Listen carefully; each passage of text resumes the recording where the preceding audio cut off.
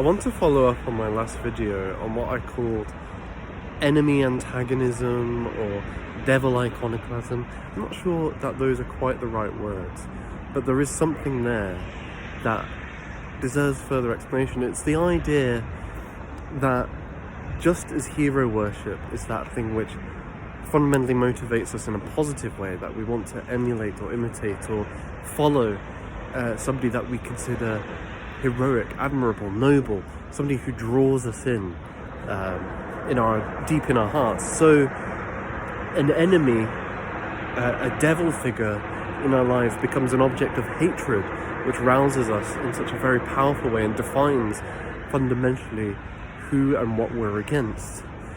And what's striking about the devil figure is that oftentimes people seem to be primarily motivated by the devil figure more than they are the hero.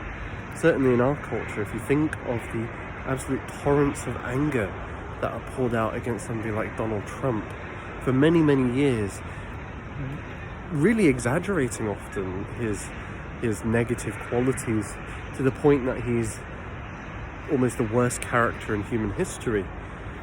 The people who kind of do these things don't seem to have anybody of a hero on who's equivalent to that devil character.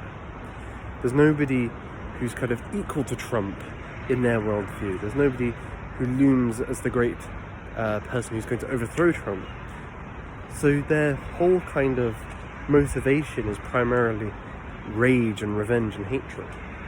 We could see this as kind of the fundamental quality of what Nietzsche would have called the Untermensch, those who lower down are resentful of those higher up. But we could also see that it's because of this quality that it's lacking the heroic. It's a fundamentally unbalanced view, and it's self-immolating. It's a rage that can never be satiated, because if the villain was to be overthrown, then that identity would be lost. That thing which gives the person motivation would be gone. And so there is a kind of need to extend it beyond the individual to a whole raft of things.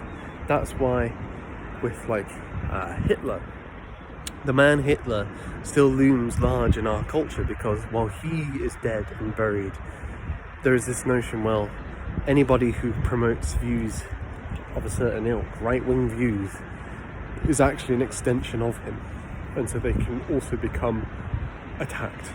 So it's very important to deal with this and think on it